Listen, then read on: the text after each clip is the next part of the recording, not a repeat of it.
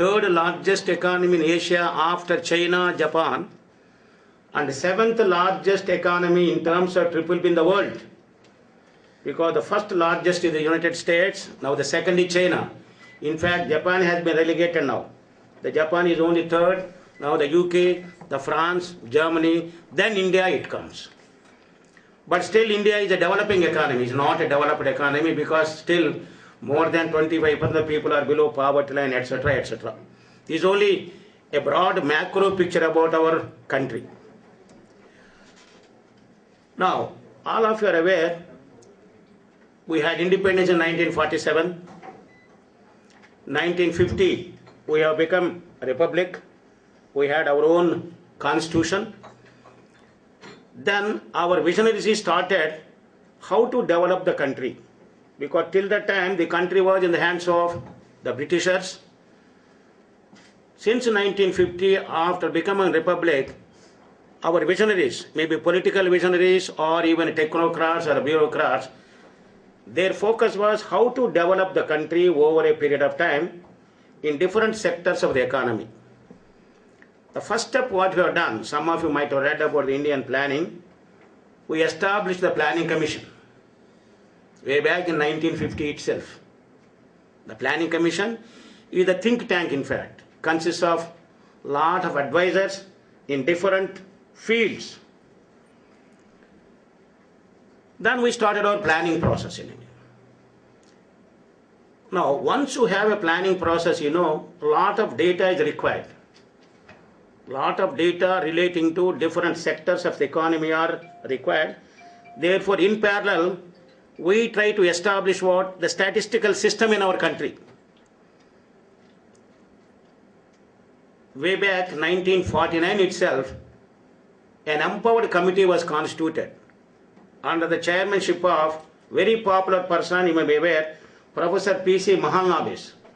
Professor P.C. Mahalanobis, he was the founder of Indian Statistical Institute, Calcutta, from where I did my PG course. He was the chairman of the committee. What was the purpose of the committee? To prepare national income estimates. See, for any country, you should prepare a reliable national income estimate, which is known as a GDP right now. Otherwise, you don't know how the economy is growing at all. So therefore, that committee, while giving recommendations for preparation of national income estimates, suggested constitution of statistical agencies. One is known as the CSO now, Central Statistical Office, New Delhi. The other one is NSSO, National Sample Survey Organization. That is how Planning Commission to take care of development planning on one side. Since the planning requires lot of data from different sectors of the economy, in parallel, we try to develop the statistical system by establishing two important agencies which are now continuing also. One is the CSO, Central Statistical Office. The other one is NSSO, an internationally reputed office for conducting what? Large-scale sample surveys. See, India is a very large country. Every time you cannot have a census. Every time you cannot go to household and collect the data. We have to resort to what? Sample surveys. I am sure some of you might have heard about the word. So to conduct large-scale sample surveys, especially on socio-economic aspects, we had NSSO, National Sample Survey Organization. Are you clear now? One is the Planning Commission, even right now, to take up development planning process. The other side is what? CSO and NSSO as part of the statistical system to support the development planning process.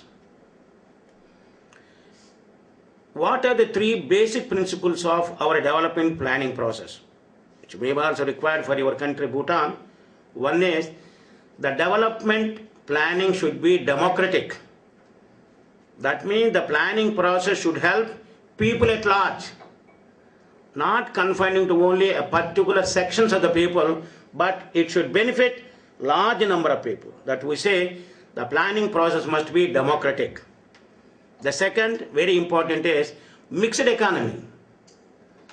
That means only by government spending, you will not be able to develop the country at all. You slowly, over a period of time, you must involve what? Private sector. So it's a public-private sector participation. Public and private sector. To start with, predominantly it was public.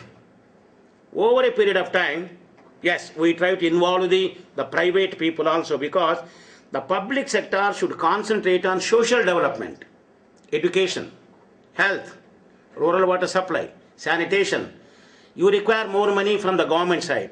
But on the private side, we require money on infrastructure, power projects, irrigation projects, roads, ports, etc. In that way, public and private. Right now, we are going ahead with public and private. That's the second principle. The third principle is balanced development. That means no region should be developed at the cost of the other regions. If only one region continues to develop, other regions will be lagging behind. There will be what? Chaos, in fact. There will be revolutions, internal problems will be there. So our third principle is balanced development. All the regions should be developed in the same footing. Whether really we are developed or not, that is a different issue. But the basic principle is what? The balanced development. One is it should be democratic. It's a mixed economy. The third point is what? Balanced development. Keeping these aspects in mind, we try to go ahead with our development planning process. First of all, the word planning, how it has come. Go back to 1929-30. What is the significance of 1929-30? Somebody can tell? 1929-30? There was a Great Depression. Not industrial, there was a Great Depression, 1929-30. After that, we had only 2008-9 only we have a recession. That's a depression. Almost all the countries had economy spoiled, in fact, except a few countries. One such large country was the then USSR. I am not telling about 1991. The USSR has become 10 republics and all. You have seen how they are happening. But USSR was, at the time, it was bipolar. Now what is happening? Slowly we moving to unipolar. That's why United States say India should do like this, you must do like this. Bhutan should do like this, Bhutan. That time it was not like that, because you have a check by USSR. Then USSR, what is happening? The economy of the most of the countries was in shambles, except the largest country, USSR. And what was the reason? When our people tried to study, that was the country which taken up development planning process through 5-year plans. The concept of 5-year plan was borrowed from USSR by the country India. That's how the planning concept has come. Planning Commission has established. Keeping these three principles, we have gone ahead with our development planning process. Now so far, almost 60 years of planning process gone. 11 5-year plans we implemented, and this is the first year of the 12th 5-year plan. And over a period of time, how we have gone ahead. To start with, I will just tell some vulnerable points here. Agriculture was given the top priority first. Maybe relevant for Bhutan also. Agriculture was given the top priority because our objective was to have food security. The objective was to have the food security because large number of people, etc., etc. Major irrigation projects were established. Because the object was rapid agriculture development to ensure food security. I will not go deep into that. Now when moved to second 5-year plan, you see here, priority was given to industries. Once you got rapid agriculture development, you required rapid industrialization. So priority was given for development of capital industries. Most of the steel industries were established during the second. I am not mentioning the chronology and all, we need not go into details. I am only telling the broad contours of our planning process. Just see the change, how we have gone ahead. First agriculture, food security. The second industrial development. The third infrastructure development. We have gone for development of roads, power, communications, etc., etc. Are you getting the point? Agriculture, industries and infrastructure development, we have gone ahead. Then suddenly what we thought is, Array, we are only developing sectors. But what happened to our people? Then from fourth plan onward, the focus has been people's development. The focus has been people's development, not a sectoral development. Therefore, we try to concentrate on what? Poverty reduction, employment generation, population containment, etc., etc. Therefore, our planning over a period of time after 3 5-year plans shifted to what? The people. And we started implementing several programs. It may be public distribution system, one of the important one. Lot of employment generation programs we have implemented. Over a period of time, people's participation, because the democracy, isn't it? Once your country wants to have democracy, people's participation in decision making, empowerment of vulnerable sections of the people. I am only highlighting some of the important issues relating to the planning.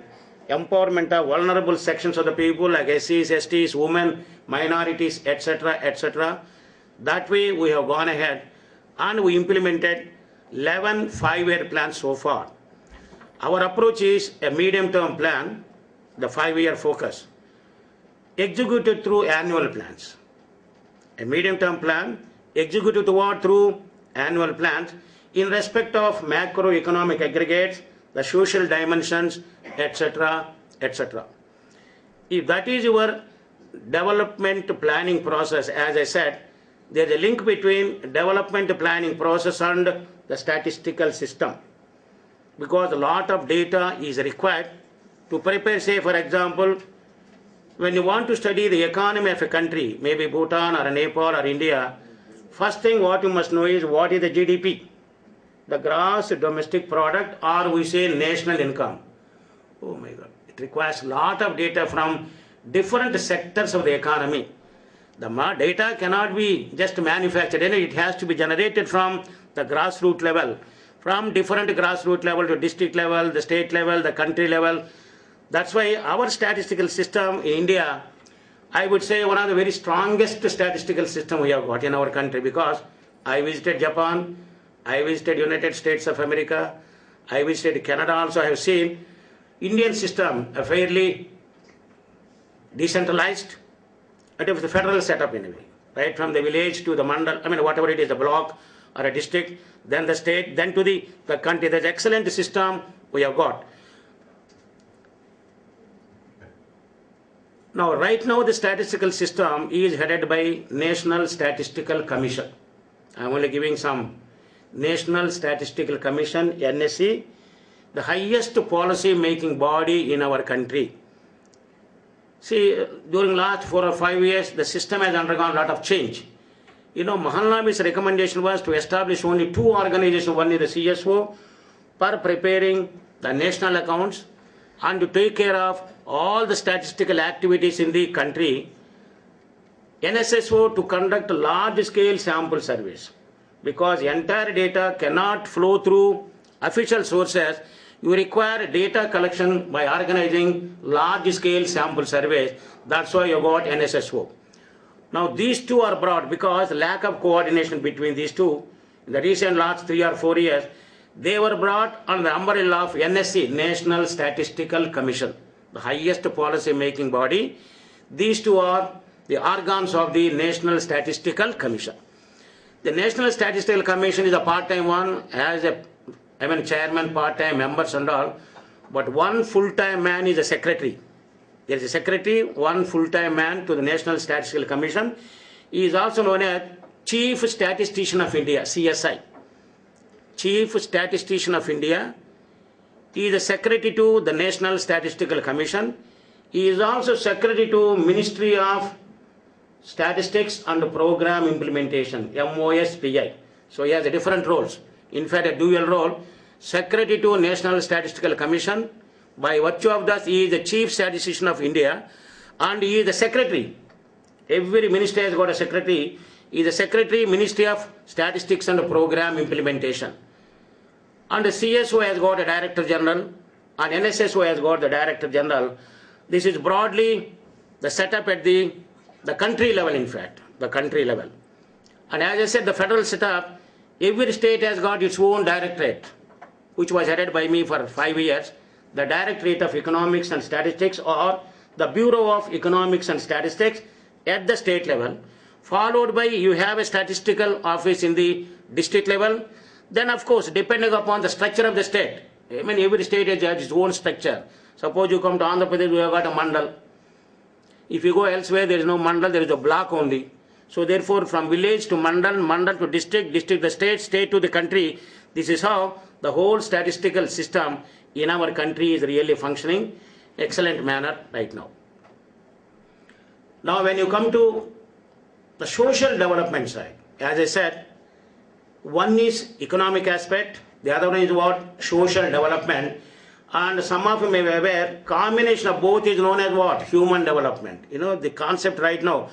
I have seen Bhutan has developed some good index and all. I have read somewhere. Bhutan also developed some index, not only human development, some other thing.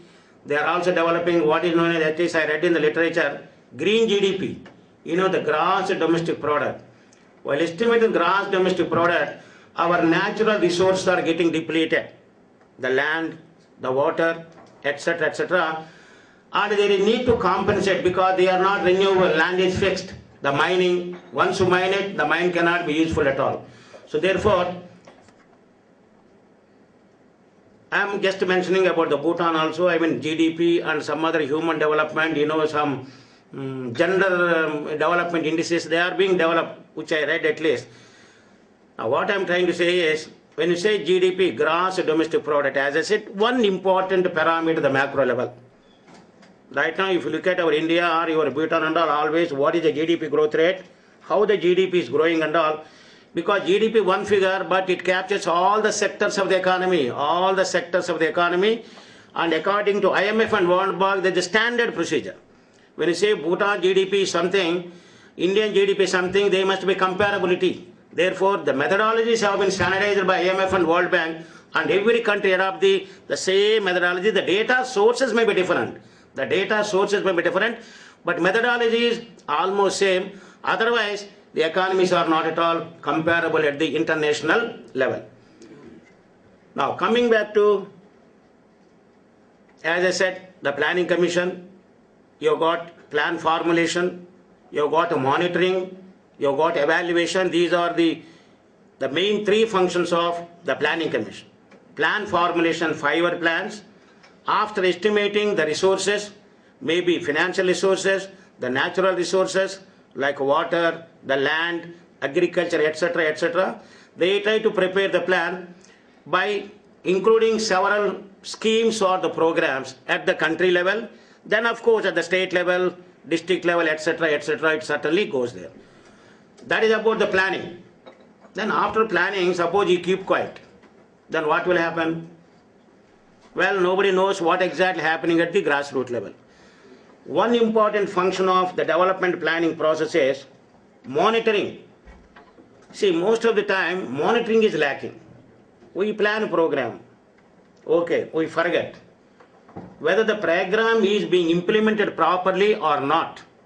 Unless you develop some checks and balances, monitor regularly, periodically, with different milestones, you don't know really whether the program is getting implemented properly or not.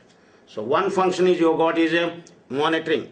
That also we take up at the state level, monitoring of all the developmental programs and review periodically, maybe weekly or monthly or whatever it is, and see what are the bottlenecks in implementation of each program. Then introduce mid-course corrections. Whether the program requires any corrections, you try to correct it, otherwise the programs will not be implemented properly. So therefore, the planning process includes formulation of the plans and the monitoring while implementation is going on. Then after completion of a program, we have also a system known as evaluation. You try to evaluate whether the program, really through the program we could achieve the targets, or the people receive the benefits, or generally what we say social cost benefit analysis. How much we have spent on the scheme, what are the benefits? Benefits need not be economic, but social cost benefit is a very high level economic analysis we try to do. What for evaluation? Whether to replicate the program, whether to really replicate the program again next. If there are any problems, we try to really correct them and try to really implement. So one way is your planning, monitoring, and evaluation. These three are the major functions of your development planning process. When you come to the statistics side, right, one object in the planning, as I said, reduction of poverty. Reduction of poverty. Now, how do you study reduction of poverty? First of all, we must define what are known as poverty lines. What are the poverty lines? We have rural, urban, because their expenditure, consumer expenditures or patterns are different. The rural consumer expenditure pattern is different from urban consumer expenditure pattern. In India, the poverty lines are based on consumer expenditure, consumption expenditure, and we try to. How to capture the data? As I said, we have NSSO, National Sample Survey Organization. Once in 5 years, the NSSO conducts,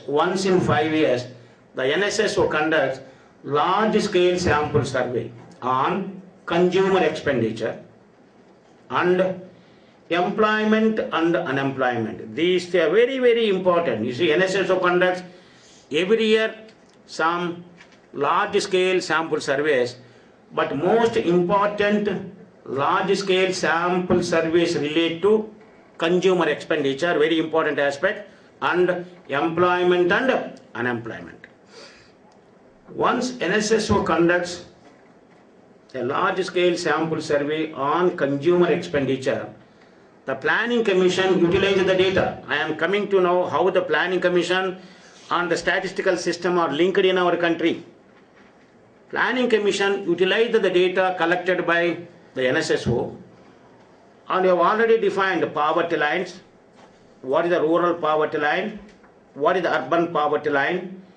Poverty lines in our country are based on intake of calories. Intake of calories, even though the definition valid. The rural area, a person requires 2,400 calories per day. An urban area, a person requires 2,100 calories per day. That means a person does not get this many calories, the person is known as below poverty line. To get those calories, they require expenditure, they require money. So therefore, once you got calories at the limit, those calories were converted into monthly per capita expenditure. See, per day calorie intake, monthly per capita expenditure. Based on the monthly per capita expenditure levels, we estimate how many people are below the poverty line in rural area and in urban area. The rural area and in urban area. What a link? When you try to formulate a plan, we say reduction of poverty. How do you say a poverty has been reduced? You must estimate the poverty. You must estimate the poverty ratio. How many people are below poverty line in rural area? How many people are below poverty line in urban area? Once you have these figures, the planning will take care of what? There must be a scheme now, because how to lift the people, please understand, how to lift the people below poverty line, above poverty line, that requires increasing the purchasing power of the poor people. Increasing the purchasing power of the poor people. How do you increase the purchasing power of the poor people? One is through employment generation. Create more and more jobs. Thereby the people get salaries, the wages, and they try to get more money. Thereby they will be able to really purchase their own requirement, etc., etc. But it may not be possible to develop employment generation programs and create jobs for each and everyone. It's a very difficult process. The other one, what the government does, India does is, in our country, I will tell later on, improve the purchasing power of the people by supplying essential commodities. This is an excellent one in India. Very large network, 4 lakh fair price shops, because of vast country, isn't it? The other way is supply essential commodities like rice, wheat, sugar, kerosene, etc. at subsidized prices. This is known as the public distribution system. Excellent for in our country. Public distribution system supplying essential commodities. Now recently there is a proposal now already, cash transfer scheme. Some of you might read in the newspaper. Instead of giving the rice, wheat, kerosene, sugar at subsidized price, because later a lot of leakages.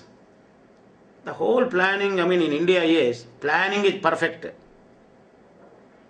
But implementation, there are a lot of problems. The leakage at the political level, the leakage at the bureaucratic level, the leakage at the grassroots level. Thereby, what the government of India now, please you must see, what the government of India is thinking now, already implemented in a pilot scheme is, instead of allowing the poor people to draw their, essential commodities, where the fair price owners, dealers, they are doing a lot of magic. The millers, they are doing a lot of magic. Instead of that, let us transfer the money directly to the household. Are you getting the point? It's known as direct cash transfer. Instead of giving these essential commodities where there are a lot of leakages, let us transfer the money directly. The household, the poor household should have an account in the bank and the money will go. It is the pilot going on. It will take some time anyway. Latin American country, they implement, Brazil and all, very successfully.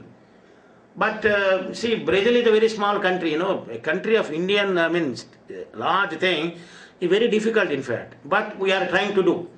But what I am trying to say in our country right now is, how to reduce the poverty. One dimension is employment generation. It can be regular employment, self-employment, or wage employment. We have an excellent scheme to give the wages. Mahatma Gandhi NREGA, National Rural Employment Guarantee Act, is not a program. Right now the flagship program of the present government is Mahatma Gandhi NREGA. Is not a program, it's an act. The bill was passed, it has become an act. Means what? If any official finds that is not really implementing the scheme properly, he or she can be imprisoned according to the act. Other programs, no imprisonment. Here there is a provision. Apart from that, there is a guarantee. Is only for rural employment. That means any person who is willing to work manual, unskilled manual work. Underline, unskilled manual, not skilled, I will go and operate, some, machine and all. No, sorry. You must take up what? Unskilled manual work. Yes. He will be provided 100 days of employment, broadly. He or she will be provided what? 100 days of employment. The wage is linked to the state government's minimum agriculture wage, labor wage is linked. That means the wage in our country and the program is not uniform. Because agriculture workers' wage differ from state to the state. So therefore it is linked to the respective state. Suppose my state may give 120 rupees, which we are giving now. Yes, suppose Bihar, maybe 80, 90 rupees. Depending upon the state, the wage, daily wage is linked to that. It's an act. It's being implemented. As I said, reduction of poverty, one is employment generation, regular jobs, self-employment programs I have got. I will not spend more time. Wage employment is very important because unorganized sector, lot of unskilled labor is available in agriculture and the rural development area. Then what jobs they can get? They try to get only. So therefore this one program, as I said, one way is create employment, increase the salaries of the household, thereby they become above the poverty line. Since it may not be possible to implement in a large way, the other way is what? Supply essential commodities through fair price shops, is known as the public distribution system. Give rice and wheat, the kerosene, the sugar, etc., etc. Thereby what is happening, please try to understand. Suppose a household income, monthly income, say household monthly income is suppose 4,000 rupees, just like that. They require 5,000 rupees to cross poverty line. The moment you supply rice, wheat, sugar and kerosene at a subsidized price, with 4,000 rupees they are able to meet. Thereby they will cross the line. Are you getting the point? They will cross them. That means our approach is the dual approach. One is supply essential commodities at a subsidized price, thereby increase the purchasing power of the household, thereby they will be able to cross the poverty line.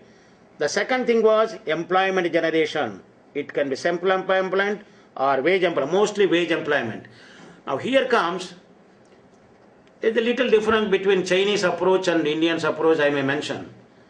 The Chinese proverb is, don't give fish, but give a fishing net. I hope you are getting the point.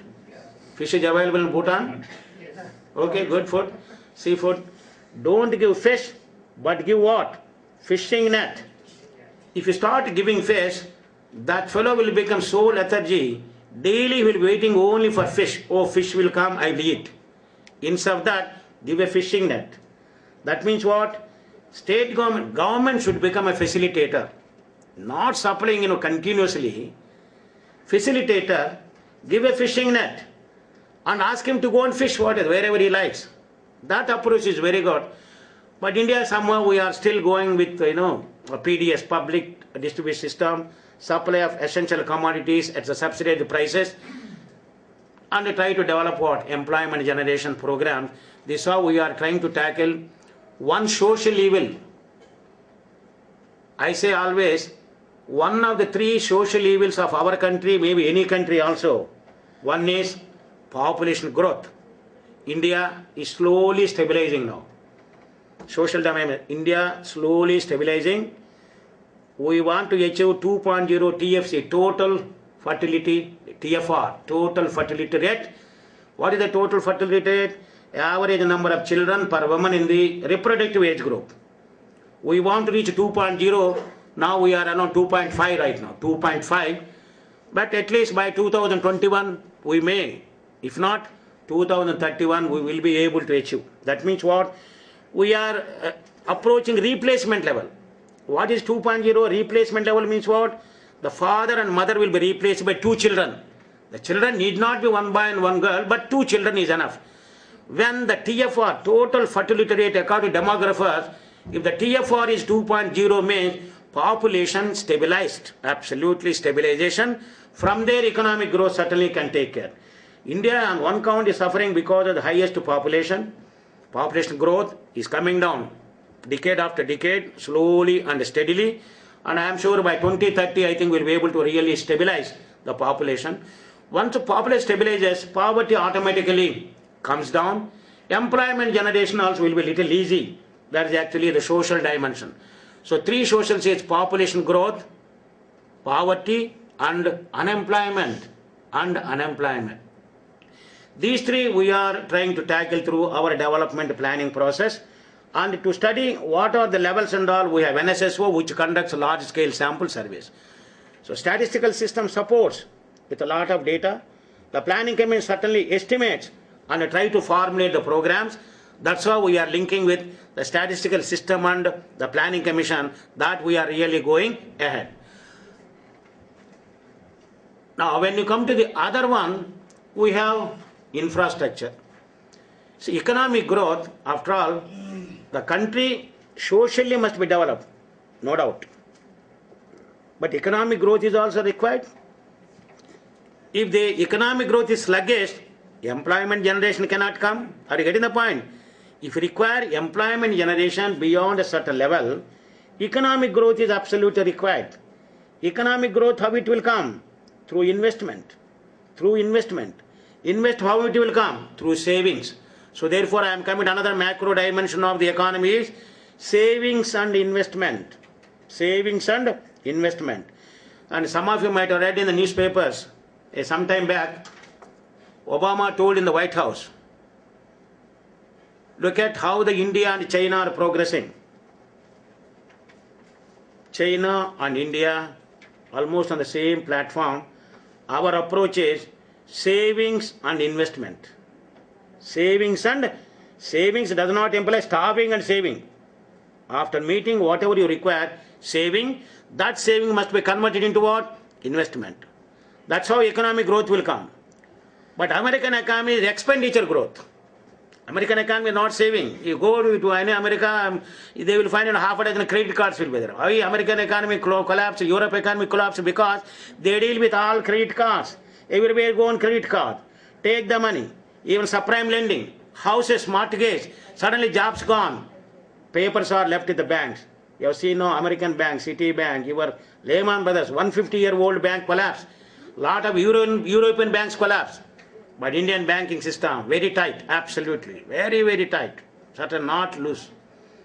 So thereby, Indian economy, Chinese economy, or any country, developing country, should have savings and investment model. We should try to save more and more money after meeting the requirement, convert the savings into investment, thereby economic growth will come. Economic growth leads to employment generation. Once employment generation, poverty reduction. Yes, once poverty reduces, employment generation, savings will automatically more. Therefore, economic growth will recharge everything. Economic growth, well, employment generation, poverty reduction, savings, investment, well, again, economic growth will come. That's how the Indian model is going. Chinese model also is going. But see here, China still 8%, 9% growth rate. But India, sluggish this year, we may have 5.7% growth rate. One of the worst, the last 1 decade or 2 decades, this 5.5 India never had. The reason being, China model is different. I don't know about Bhutan. What is your, somebody can tell me what is your economy? Chinese model is, the economic growth is manufacturing driven. The manufacturing is advancing. Thereby they are manufacturing most of the products. Thereby they are able to export. Because States and European countries, they require Chinese products because of manufacturing. But unfortunately India, though we have taken up industrial development during the second plan, but manufacturing is lagging behind. India is services driven. We are very good in services, higher education level, IT, BT, biotechnology, information technology, banking, insurance. India is accelerating its growth. Thereby what is happening? More than 60, please understand, more than 60% of the economy is coming from services sector, which is not good for the Indian economy. Because Indian economy also labor surplus economy. Lot of labor is available. Lot of unemployment. Such thing is, then how can we develop only tertiary sector, IT, BT, insurance, banking, transport and all, tertiary sector. Tertiary sector will not absorb illiterate people, will not absorb semi-skilled, unskilled people. They require highly skilled people. But see, look at here. I mean, why I'm telling Chinese, you see, it is a very large country with large population, but it accelerated development.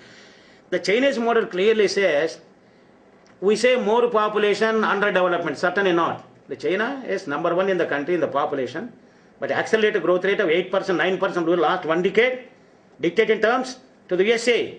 Be careful. That's all. Don't talk. But India equally going, but the whole problem is the economy, structural changes we require. Ours is a service sector. Because thanks to British, they given us excellent link language English. Services sector requires soft skills in English language. Our people can go to Europe, States, everywhere America, but Chinese cannot go because they have to learn English. That's the whole problem. Japanese also same thing. Thereby they accelerated manufacturing, followed by agriculture there to take care of the more people there. But Indian economy, you see here, services sector, followed by industries and least one agriculture. And more than 55% of the workforce depend upon agriculture activities. Contribution of agriculture is not even 15%. How can you support this economy, tell me? In the whole income, only 15% is coming from agriculture sector, but more than 55% of the workforce depend upon agriculture. Clearly shows the real wages are not increasing. The real wages are not increasing at all. That means the agriculture working is even for 50 rupees, 60 rupees and all, because a lot of labor force is available. Chinese model is different. But Bhutan, you may have different, because it all depends upon the natural strength, endowments. What's your natural endowments? The strength of natural resources, how the people, etc., etc. Now, coming to other social dimension, population, the India is an excellent position when compared to China, Japan. Most of the developed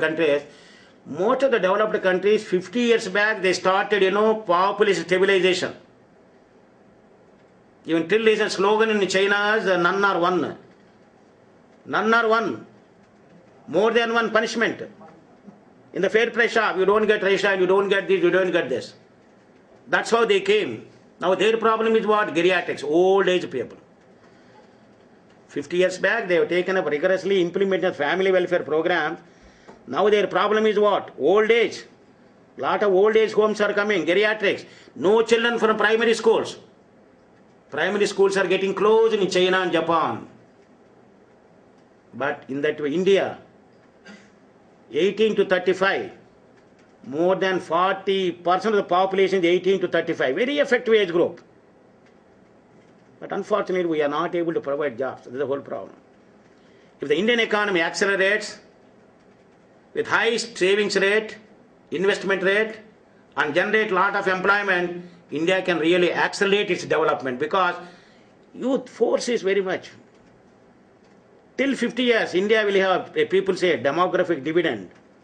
Demographic bonus we have got. India has got a democratic bonus because a lot of youth are there, 18 to 35, very energetic, young youth, provided the economy is able to really create some jobs and all, certainly can really accelerate. This is on the population side.